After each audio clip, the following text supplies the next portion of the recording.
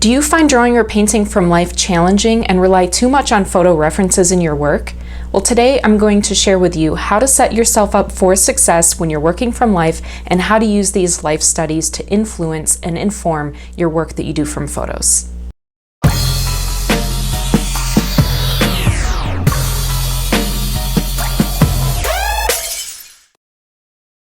Hi, and welcome back to my channel. This is the 5th installment on my series of working from photos versus working from life. And if you haven't seen the other videos in the series, I will link to them down below. Today we're going to discuss how best to set up when you're working from life to make it as easy and efficient as possible, and how to utilize life studies when you're doing work from photo references. If you have an interest in realistic drawing and painting, especially figurative and portrait drawing and painting, please subscribe to my channel and hit the bell to be notified every time I release a new video. Okay, let's get into it. First, let's discuss how to set up when you're working from life to make the process as direct and easy as possible. Number 1, use an easel and keep your work upright rather than laying it down. Number 2, position the easel so that it is on the dominant hand side of your body and the model is directly adjacent on the non-dominant side. In this image, I'm showing the easel on the right-hand side and the model on the left-hand side because I am a right-handed artist.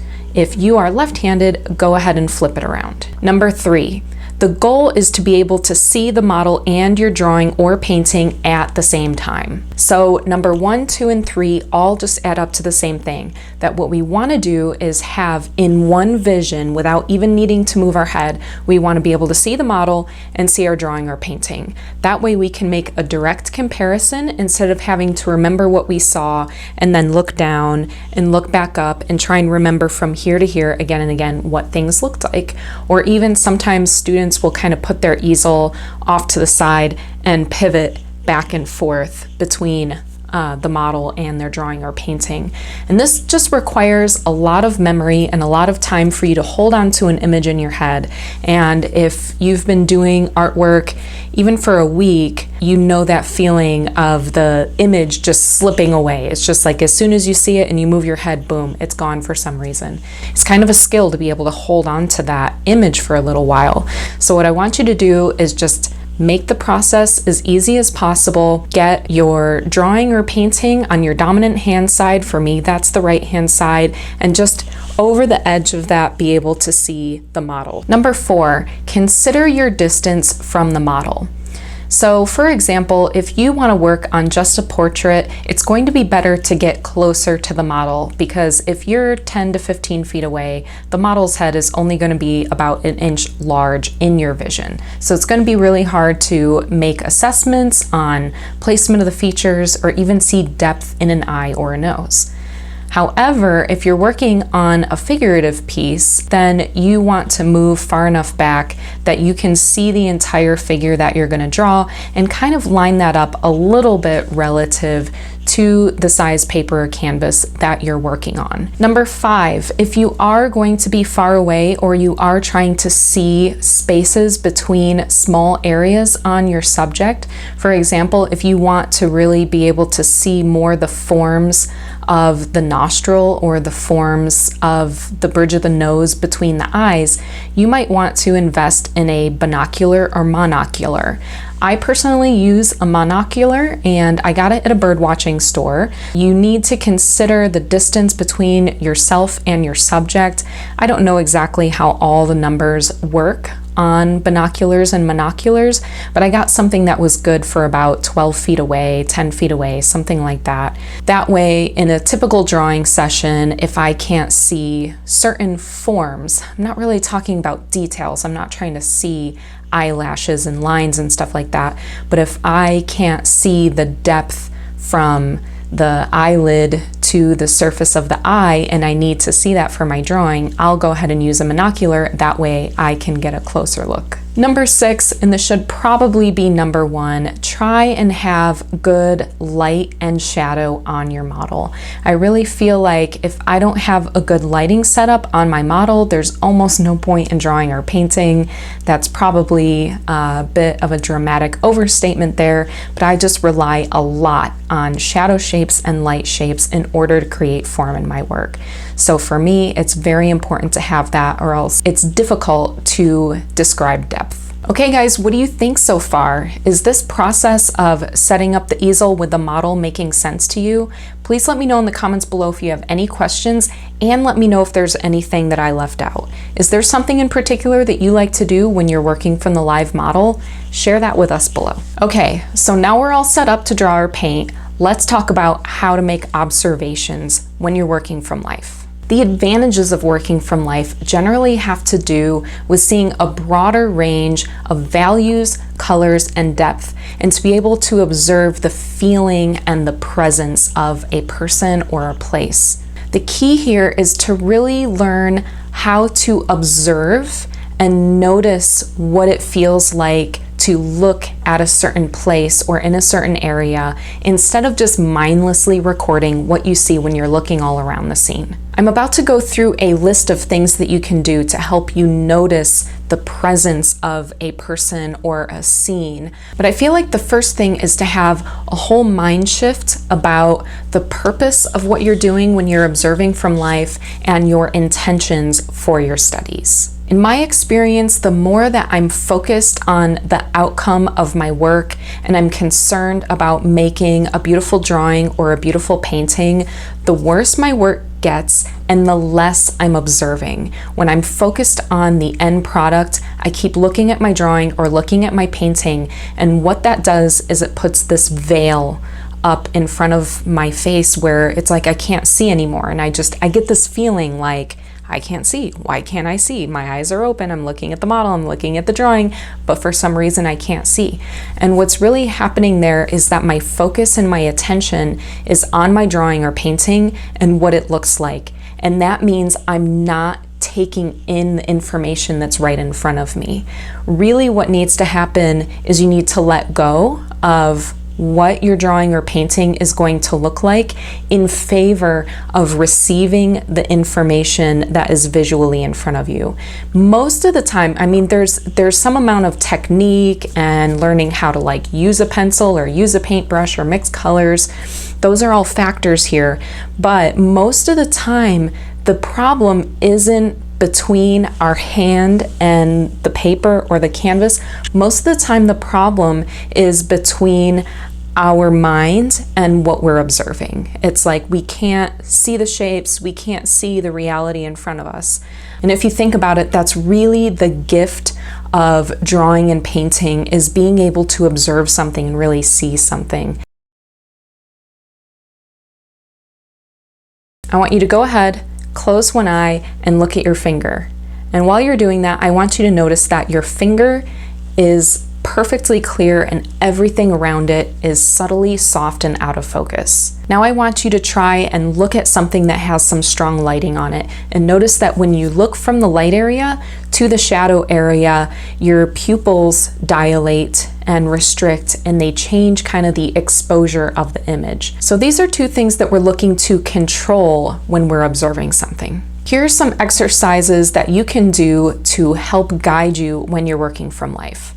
Number 1, close your eyes for about half a minute, and then looking towards your subject, open your eyes and note what you see in those first couple of seconds before your eyes have the time to adjust to the scene. Was a particular area much brighter than other areas? Was the whole scene a wash of light? Is there a dominant warm or cool color, or a strong color in one area that grabs your attention? Take note of this information and repeat the process as necessary throughout the session. Number 2, look at the focal point and note the values in your peripheral. What I mean is that I want you to look where you want the viewer to look, and without moving your eyes, just in your peripheral vision, notice what the values are like. Notice the sense of light fall off, which is how things near the light are lighter and things further away from the light are darker. Do a small thumbnail sketch and exaggerate this effect. Number 3, again while looking at the focal point, purposefully look for lost edges in your peripheral vision. Where are you unable to see into shadows? Is there anywhere that two light surfaces overlap each other and the edge isn't obvious? Make it a point to lose those edges in your work. Just because you can see something when you're looking at it doesn't mean that you should include it in your work. Consider whether or not you can see it when you're looking at the focal point. Again, you may want to include this information in a thumbnail. Number 4, if you're painting, consider focusing on a color study rather than a detailed painting. Think of painting in blocks and trying to get the relationships of adjacent planes to one another. Continue observing in the peripheral from your focal point and exaggerate the hue and chroma shifts that you see. The difference between the pink in a cheek and cool blues at the jaw are much more apparent from life, and you want to try and capture this more so than the specific outlines of the features. And number 5, squint or blur your eyes while gazing into the background area adjacent to your subject, and then look in the same area on your painting or drawing. What I want you to ask yourself is, am I creating that impact? When I look kind of blurry-eyed into the background of the scene, do I get that same feeling and overall impact when I'm looking into that background area with blurry eyes in my painting? Try and get that feeling to match, more so than matching specific edges and details. Okay, now that you have a bunch of studies done from life, what do you do with them? How can you get them to impact your work? One of the biggest things that I recommend is to let what you have observed from life in terms of color and value guide what you do from photos. Follow that light fall off that you were able to observe from life and the overall value feel, and also the hue shifts that you were able to observe and then exaggerate from life as well. Usually these are the downfalls of working from a photograph, that your values don't necessarily have a ton of depth to them. The camera tends to even out the shadows and the lights a little bit, just the same way their eyes do. And often you have the same problem with photographs, that there's an equal amount of detail all over the entire image. And that's kind of the equivalent of recording mindlessly everything that you see when you're in person and you're looking all around a scene. Photographs also tend to flatten out the color a little bit. So often skin tones on a person won't really shift a lot in hue from one area of the body to another, whereas in real life, you might see quite a difference. So those are really the first places that I want to have you look, but I think the point here is that I want to empower you and encourage you to feel that you can trust yourself and you can make these decisions. I know as an early artist, I would often be afraid of veering too far away from my photograph because I didn't really trust that I could have judgment in terms of colors, values, and shapes. And I felt like if I started to make things up, that I was just gonna go off the tracks. Everything was gonna look unrealistic and it was gonna start to look like a child's drawing or painting or something. It's important not to maybe make things up randomly, but to have that be an educated decision. You have done some observations from life. You have noticed values and shapes and colors from life. And I want you to begin to trust yourself that you can move away from that photograph, because the photograph is not the best representation of reality. It's not completely accurate to what you would see, and especially to what you would experience if you were in front of that scene or in front of that subject. So go ahead, trust yourself, make changes, and remember that your artwork is really a combination of observation and design. So yes, in some aspect, you might be copying what you look at, whether that's from a photo or from life, but you're also able to design things here, and that's really where your own artistic voice comes through. You get to decide what is important, what gets included in your work, what gets emphasized, and then what gets left out completely.